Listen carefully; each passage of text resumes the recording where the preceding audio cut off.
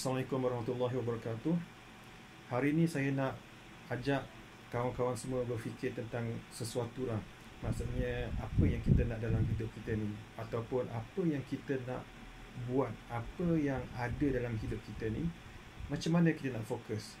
Bukanlah saya kata saya nak ajak untuk kita fokus benda ni, tapi maksudnya macam mana kita nak prioritize. Sebab kita semua ada 24 jam satu hari. Dulu waktu saya masih ingat lah masa saya belajar dulu di Bradford UK. Lepas tu saya pergi ziarah ke rumah senior dekat Leeds. Lepas tu saya cakap dekat kawan saya ni lah, kat senior saya ni, aku nak nak belajar. At the same time aku nak buat something, nak fokus kat masa tu fokus main badminton elok-elok. Lepas tu pada masa yang sama aku nak buat benda ni juga. Lepas tu dia kata, ish, banyak sangat tu, kau mungkin tak dapat fokus, kau tak dapat buat benda tu, benda A dan benda B at the same time.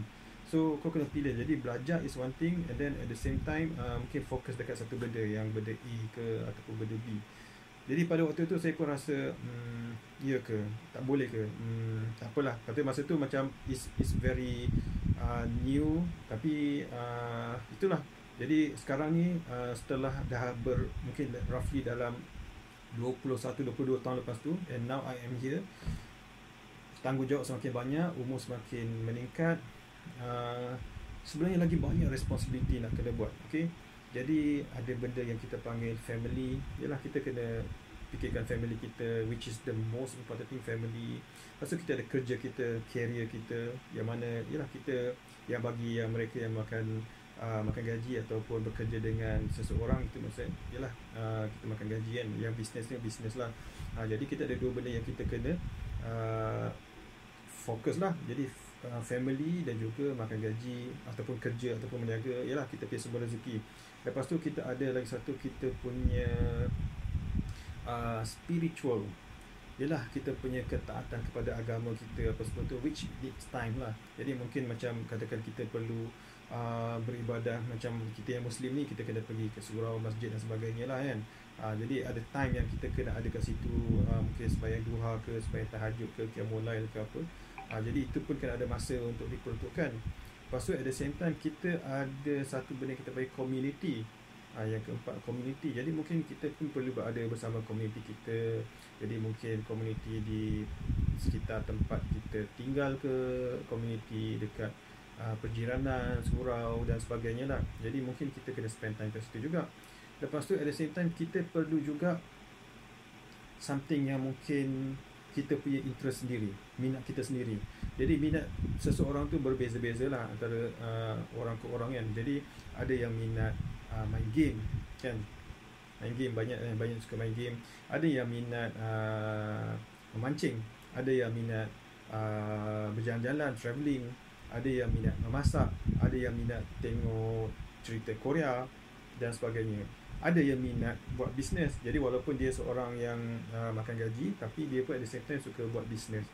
So it's okay, itu minat dia. Jadi maksudnya, jadi tengok ada berapa banyak nak kena fokus. Jadi ada minat dia sendiri ataupun self interest yang mana dia perlu layankan juga. Lepas tu ada dia punya community, ada spiritual, ada kerja, ada family. Saya tak bacakan ataupun tak sebutkan benda ni semua dalam satu particular order lah, tapi maksudnya benda-benda ni adalah benda-benda yang antara benda-benda yang penting lah, yang perlu kita ada.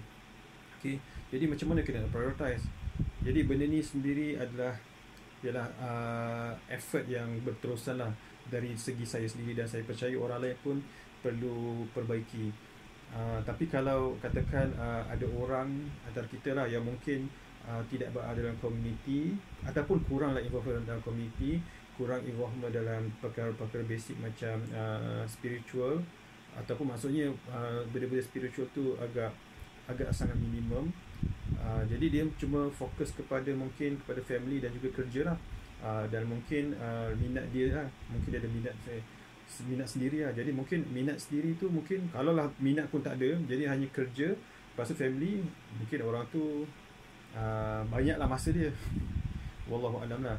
Tapi itulah, jadi the tricky part is how to balance between all those things. Okay, minat, community, dan semua yang saya sebutkan tadi itulah. Jadi inilah cabarannya lah. Jadi InsyaAllah kita cubalah. Saya pun dalam proses untuk mencuba mengoptimumkan lah segala-galanya. Kadang-kadang saya cuba untuk buat dua benda dalam satu masa. Contohnya saya baca buku. Contohlah mungkin baca buku lah. Jadi mungkin ini anggapkan ini satu contoh buku. Jadi kadang-kadang saya baca buku, pada masa yang sama saya nak kena jaga kesihatan lah, fizikal saya apa semua tu kan.